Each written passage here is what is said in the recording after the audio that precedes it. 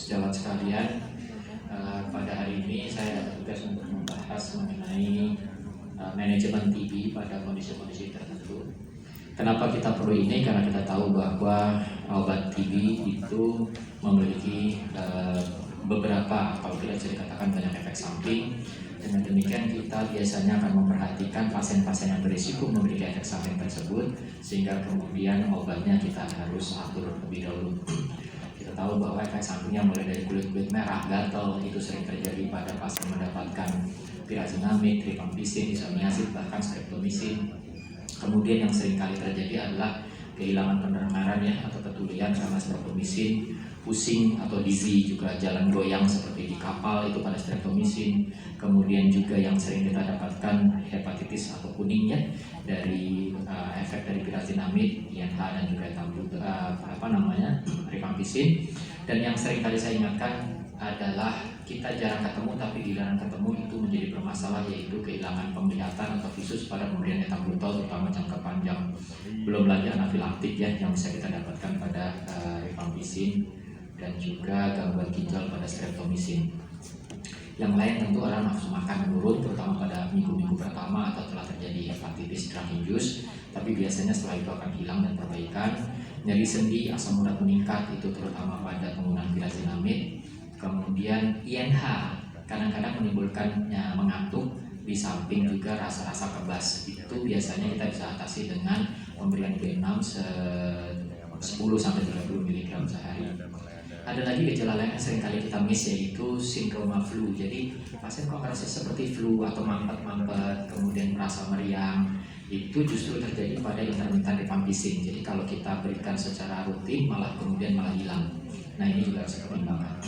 Dari dasar itulah maka kemudian kita harus memperhatikan beberapa hal. Misalkan pada ibu hamil, karena sifat ototoksisitas streptomycin, maka jelas kita tidak bisa memberikan itu kepada ibu hamil dengan risiko kepada janinnya.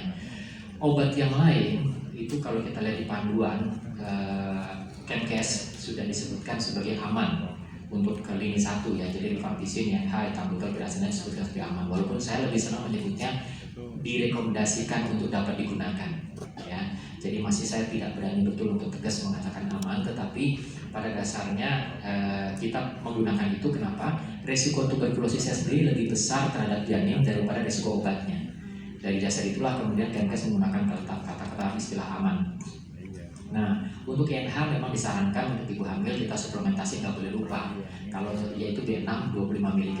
Kalau kita pasien yang lain kita boleh pakai, boleh tidak. Tapi untuk ibu hamil sebaiknya tidak kita lupakan menggunakan 20 mg. Menyusuinya bagaimana? Untuk menyusui ibu hamil tetap boleh. Kalau memang BTA-nya positifnya besar, positifnya 2 ke atas pada saat kita dapatkan pemeriksaannya, maka kita sarankan ibunya menyusuinya lewat pakai dot saja dulu, jadi pompa. Tapi nggak usah lama-lama, dalam 2 minggu biasanya sudah tidak infeksius lagi. Dan bahkan kalau BTA-nya negatif atau mungkin BTA-nya tidak positif tinggi, ibu masih tetap bisa menyusui dari sejak awal dengan menggunakan masker. Tata laksana tetap tentu ya tadi ya, 2 RHZE dengan 2 RHZE dengan 4 RH. Nah, terus bagaimana dengan gagal ginjal? Tentu gagal ginjal akan kita perhatikan pada obat-obat yang berisiko terhadap efek samping ginjal. Kalau pasien itu post transplant, biasanya kita akan lakukan tetap dosis penuh. Jangan lupa bahwa rifampicin itu akan berinteraksi negatif dengan obat-obat transplant untuk penurunan imunitas. Ya, seperti misalkan Prograf itu kan punya efek penurunan, jadi resiko rejeksinya meningkat. Karena itu mesti dipertimbangkan kadar trakolodismusnya untuk kemudian dosisnya kita naikkan. Yang jelas kita tidak bisa menggunakan streptomycin maupun ethambutol, dan juga mesti hati-hati pada pirazinamid, terutama kalau pasien dengan gangguan ginjal. Kalau terpaksa tentu kita tetap harus berikan, tapi kita harus memantau dengan ketat. Nah, kalau tidak terpaksa kita mesti harus timbang-timbang dulu apakah gangguan ginjalnya akut yang bisa reversibel kita tunggu atau tidak. Nah, memang kalau sudah permanen gagal ginjalnya, maka seringkali disarankan pemberiannya dijarangkan dengan pertimbangan obat-obatan ekskresi di ginjal. Kita tahu bahwa tidak semua lewat ekstrak ginjal, seperti pirazinamid sebagian besar ekskresinya di hati walaupun ada di ginjal. dan yang lainnya memang banyak terjadi di ginjal. Dari situ maka kalau ada gangguan ginjal, terutama pada sudah stadium 4 dan 5, kita perlu jarangkan pemberiannya karena dianggap bahwa obatnya masuk ke badan, dia tidak cepat keluar, efek di badan cukup lama sehingga kita bisa jarangkan, bisanya diberikan 3 kali 4 kali seminggu. Kalau sudah di HD, kita bisa gunakan setiap kali habis HD diberikan, karena saat itulah obatnya habis dicuci darahnya, diberikan penuh, nanti diberikan lagi HD lagi. Jangan lupa suplementasi vitamin B6 ya. Kalau terjadi mual, hati-hati apakah itu efek emah atau efek hepatitisnya karena obat, atau sebetulnya fungsi ginjalnya saja, jadi tidak ada hubungannya sama obat nantinya ya. Nah, panduannya tetap obat yang sama. Nah, ini kita lihat bahwa kalau kita mendapatkan pasien dengan gangguan ginjal tapi stadiumnya masih di atas stadium 4, 1, 2, 3, maka kita lihat di sini bahwa yang di-adjust hanya etambutolnya dalam bentuk diberikan dosis terkecil dalam dosis terapeutik 15 mg per kilo. Kita tahu bahwa dosis terapeutik etambutol adalah 15 sampai 25 mg per kilo. Jangan di bawah dosis terapeutik tapi diberikan dosis terkecil. Sisanya berikan penuh. Nah, untuk yang kemudian stadium 4, maka kita lihat perubahannya adalah etambutol tetap pada dosis terkecil terapeutik. Pirazinamidnya karena juga metabolit ekspresinya di ginjal diperpanjang, jadi diberikan 2 hari sekali. Dia boleh 1 hari lupa, besoknya minum lagi, 1 hari lupa, besoknya minum lagi. Nah, sementara kalau sudah stadium 4, maka kita berikan hanya 3 kali seminggu untuk pirazinamidnya, etambutolnya mundur dengan tiap 2 hari sekali. Itu yang membuat perbedaan protokolnya saja. Tapi begitu dia di hemodialisis, maka disarankan diberikan penuh pada saat dia habis HD. Jujur kalau saya melihat bahwa sebagian kita karena HD-nya cukup efektif, saya tetap memberikan separuh dosis pada hari di luar HD. Tapi hari post HD diberikan penuh. Nah, kalau pasiennya bingung dengan pola yang berubah-ubah, kita pakai yang protokol CAPCAS ini bisa, yaitu pasca HD diberikan penuh. Misalkan Senin Kamis HD, maka Selasanya tidak diberikan, Rabu bisa diberikan separuh atau tidak diberikan, Kamis ketika habis HD diberikan kembali.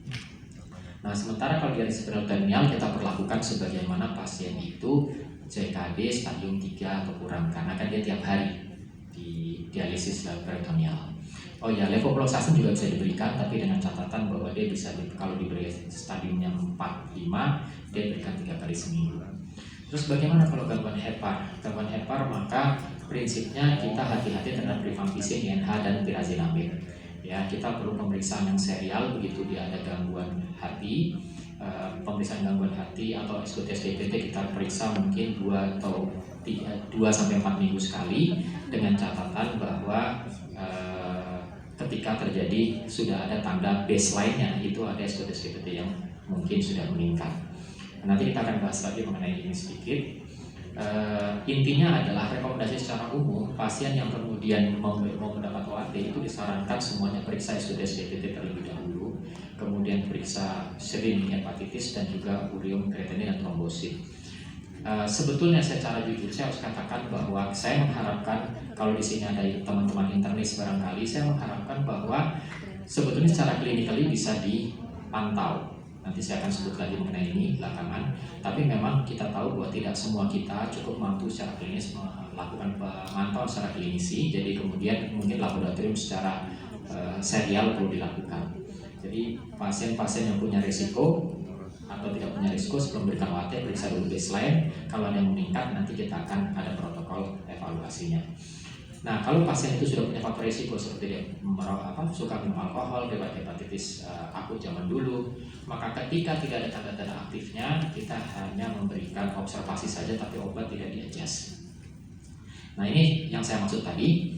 Kita lihat di sini bahwa kita akan berhenti memberikan dan mengevaluasi dulu apabila SGT-SGPT di atas 5 kali normal, dan juga atau SGT-SGPT di atas SGPT terutama di atas 3 kali normal dengan gejala. Artinya apa? SGPT di bawah 3 kali peningkatan itu OAT bisa dilanjutkan, hanya tolong diperiksa secara serial paling nggak 2 minggu sekali. Atau SGPT di atas 3 tapi kemudian juga ada gejala, nah saat itu Anda mungkin terpaksa harus menunda pengobatan, menunggu perbaikan baru terapi. Di sini disebutkan kalau sudah di atas 5 kali normal, maka kita sudah definitif akan melakukan hold dari penahanan dari obatnya, baru kemudian kita evaluasi dan kita berikan setelah perbaikan. Saya ingin sampaikan bahwa pemeriksaan SGOT atau SGPT dan SGPT atau juga bilirubin yang meningkat di atas 5 kali normal itu secara klinis tidak mungkin tidak kelihatan. Jadi sebetulnya kita catat bahwa kalau pasien sebaliknya, kalau pasien tidak sama sekali memiliki gejala dan tanda symptom and sign, maka kita bisa tebak bahwa dia tidak mungkin SGOT SGPT-nya di atas 5. Ya, dengan demikian sebetulnya pemeriksaan baseline itu tidak selalu harus, tetapi karena saya akui ada kemarin tadi barusan saya diskusi ada dokter yang kemudian pasiennya 150 sehari di puskesmas, juga banyak kejadian begitu. Saya tahu bahwa pada saat itu pemeriksaan klinis menjadi mungkin tidak bisa sempat, sehingga kemudian laboratorium akan membantu. Nah, kemudian jadi kita screening dulu apakah pasien itu pengguna alkohol, ada penyakit dasar, kehamilan. Ini kenapa? Karena kehamilan kita takutkan ada PEB atau HELLP syndrome, sehingga kemudian mereka yang peripartum itu semua sebelum OAT perlu kita periksa baseline SGOT SGPT, bilirubin, kreatinin, dan screening hepatitis. Kalau ada faktor risiko terutama di atas 35 tahun, kita ulang tiap 2 minggu, kita monitor pemberiannya. Kalau terjadi masalah maka kita cari sebabnya, kemudian kita mulai pemberian rifampicin dan ethambutol. Setelah bertahap kita tambahkan isoniazid dan kemudian baru tambahan yang lain. Kalau kemudian sudah terjadi gangguan hepatitis, maka OAT ditunda, cek fungsi hepar, setelah perbaikan baru diberikan lagi. Tadi saya sudah sebutkan kalau 3-5 kali saja tanpa gejala kita bisa lanjutkan dengan pengawasan ketat, tapi kalau di atas 5 kali kita tunda. Bagaimana pemberiannya? Pemberian ulang setelah perbaikan. Pemberiannya adalah kita bisa memberikan setelah kita stop, kita bisa memberikan mulai dari rifampicin, bisa langsung dengan rifampicin ethambutol. Kenapa bisa langsung dengan ethambutol? Karena mungkin sebelumnya ethambutol tidak kita stop, bisa. Karena yang pasti di stop adalah rifampicin dan pyrazinamide, terutama kalau keadaan membutuhkan, artinya pasien tidak bisa di stop sama sekali. Tapi kalau pasiennya klinis tenang-tenang saja, yang direkomendasikan adalah stop sama sekali dulu sampai pasiennya kelihatan bahwa tidak buru-buru, maksudnya sudah perbaikan baru kita berikan. Kalau pasiennya harus tetap diberikan obat TB karena TB-nya berbahaya, kita tetap bertanya ethambutol, baru kemudian rifampicin kita berikan. Kemudian kalau normal kita tambahkan INH dalam 37 hari, kalau normal lagi baru diberikan lainnya. Nah, kalau rifampicin tidak dapat ditoleransi, maka protokolnya pasti di atas 9 bulan. Saya ingin sampaikan bahwa kalau kita mengubah protokol karena mungkin ada obat yang tidak disanggup dijalani oleh pasien, maka rifampicin adalah obat yang dapat mensyaratkan pasien itu kurang dari 9 bulan. Demikian pula pyrazinamide. WHO sebetulnya menyarankan rifampicin dan INH untuk bisa pasien 9 bulan. Kalau gagal salah satunya, maka di atas 9 bulan. Tapi ini panduan dari Kemenkes kita mengatakan pyrazinamide dan rifampicin yang bisa menjadikan satu panduan itu 9 bulan. Kalau salah satu di antara yang tidak ada, kita harus memberikannya lebih dari 9 bulan. Untuk INH adalah satu panduan yang kemudian dia bisa atau kita gunakan pengobatan kurang dari 1 tahun. Kalau tidak ada, maka kita harus minimal memberikan 1 tahun. Nah, obat yang hepatotoksik kita tahu bahwa rifampicin seringkali menimbulkan gangguan bilirubin. Pyrazinamide lebih sering kepada OTPT naik daripada rifampicin. Kalau ada isoniazid kemudian dikombinasi, memang dengan rifampicin lebih cenderung meningkatkan hepatotoksitas. Kalau terpaksa kita bisa spread, jadi INH rifampicin pagi, INH malam. INH seringkali bikin ngantuk, jadi saya seringkali bikinkan malam, tidak perlu dikumpul pagi, otomatis tidak bisa FDC kalau pasiennya mempunyai masalah ini. Jadi agak ketika dia tidak langsung, maka efek hepatotoksitas bisa kita turunkan. Pyrazinamide umumnya kita nggak gunakan lagi, tapi tetap bisa digunakan kalau kita terpaksa tidak ada obat yang lain. Ya. Nah, kalau pasien itu ada hepatitis akut, kita tunggu baik. Kalau hepatitisnya kronik, pastikan itu bukan TB hati. Kalau TB hati, berikan saja obatnya, tidak perlu di stop karena itu sudah akan perbaikan. Tapi kalau itu bukan TB hati, maka kita perlu pastikan bahwa SGOT SGPT-nya di bawah 3 kali normal. Kalau di atas 3 kali normal, kita bisa pakai beberapa protokol. Tetap kita bisa menggunakan obat hepatotoksik, yaitu rifampicin dan INH itu tanpa ethambutol, atau yang direkomendasikan adalah tetap dengan rifampicin, INH, ethambutol dan streptomycin. Z-nya dibuang karena ini gangguan hepar. dan 6RH. Tapi ini seringkali menjadi masalah karena pasien tidak mau disuntik. Ya, jadi yang direkomendasikan adalah pengobatan 6 bulan. Kita lihat tidak ada Z, maka dia lebih daripada 6 bulan, tapi bisa sampai di bawah 9 bulan. Di sini juga tidak ada Z, dia harus 9 bulan. Nah, kalau terpaksa kita tetap bisa menggunakan rifampicin yang pirazanamid kalau INH-nya ternyata justru yang tidak tahan. Tapi akibatnya kita harus berikan sampai 9 bulan. Nah, kalau itu semua memang bisa kita hindari, kita lebih disarankan untuk melakukan, maksudnya kita tidak bisa memberikan rifampicin, tapi kemudian kita juga mencoba untuk tidak ada 2 hepatotoksik, maka kita membuang rifampicinnya, kita bisa berikan sampai 1 tahun. Nah, kalau sampai tidak ada rifampicin dan pirazanamid, tidak ada satu pun obat hepatotoksik, maka kita berikan streptomycin, ethambutol dan quinolone selama lebih daripada 1,5 tahun. Isi waktu 5 menit lagi. Baik. Kemudian yang berikutnya adalah pasien dengan diabetes mellitus. Pasien dengan diabetes mellitus itu adalah faktor dan risiko untuk menjadi TB. Jadi kita Kemkes sekarang sudah menyarankan kalau pasien diabetes tolong semua pikirkan ke arah TB. Jadi bikin toraks foto. Pasien TB tolong semua periksa gula darahnya untuk kemudian dua-duanya diperiksa. Tadi saya sampaikan bakal gagal pengobatan TB-nya kalau diabetesnya tidak terkontrol. Nah, kemudian gula darah yang tidak terkontrol itu obatnya harus 9 bulan. Nah, jangan lupa ethambutol itu harus diawasi pemberiannya karena sama dengan diabetes, dia dua-duanya membuat resiko retinopati. Sementara pada INH, pada diabetes itu bisa kolaborasi dengan diabetesnya bisa menyebabkan neuropati ya. Karena itu kita sarankan selalu pada pasien diabetes selalu tambahkan vitamin B6-nya.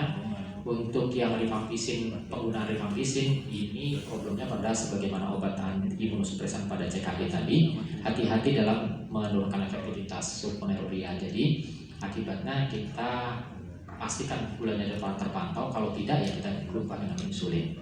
Kalau alergi obat bagaimana? Obat seringkali bikin gatal. Nomor 1 berikan aja antihistamin dulu. Kalau gagal baru kita coba desensitisasi. Untuk di level primer yang pertama kita bisa menggunakan teknik begini, berikan salah satu INH dulu 1/6 dosis, hari kedua dinaikkan. Kalau nggak ada apa-apa, berikutnya baru masuk rifampicin 1/6 dosis, hari kedua kita naikkan, terus kita naikkan lagi sampai dosis penuh hari ketiga. Pirazanamid pun demikian. Ethambutol cenderung untuk lebih sering gatalnya kita turunkan menjadi 1/8 dosis, baru kemudian kita naikkan bertahap 3 hari demikian. Tapi kalau ini gagal, maka terpaksa kita kirim ke dokter yang bisa menangani imunitas ya, ke ahli penyakit dalam, konsultan paru atau konsultan alergi imunologi.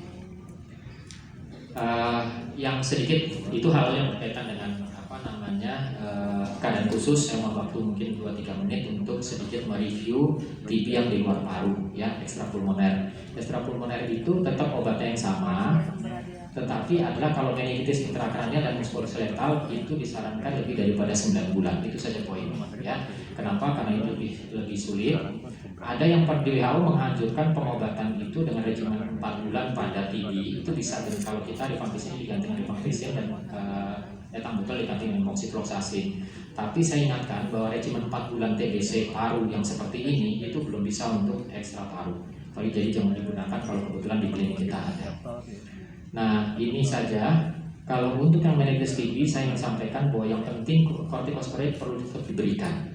Ya, prednisolon 40-60 mg atau dexamethasone 0,5-0,75. Demikian pula untuk perikarditis, steroid juga diberikan. 2 hal itu obatnya cukup sama. Kemudian untuk muskuloskeletal tadi saya sampaikan bahwa seringkali di weight bearing hati-hati patah. Ya, kemudian juga bisa akses di vertebra. Kemudian untuk pengobatan yang untuk muskuloskeletal saya sampaikan tadi harus lebih daripada 6 bulan. Ya, bahkan kita mesti pertimbangkan bisa sampai setengah tahun. Untuk abdomen jangan lupa seringkali adalah hematogen. Jadi cari kemungkinan dari TB. Artinya penyebarannya bukan sekedar dari oral, tapi memang dari darah melebar. Nah, yang sering kali terjadi adalah keratosis TB itu terjadi pada imunosupresan pasien HIV atau gagal ginjal. Nah, pemeriksaannya klinis jangan lupa chestbone feromenon ya. Itu sering kali menjadi satu hal yang khas, walaupun kadang-kadang kita ragu karena berkaitan dengan autoimun. Pengobatannya umumnya 6-9 bulan. dan intervensi bedah akan kita lakukan apabila ada perforasi karena seringkali terjadi perforasi. Mungkin itu yang bisa saya sampaikan. Terima kasih atas perhatiannya. Terima kasih Dr. Renato. Assalamualaikum warahmatullahi wabarakatuh.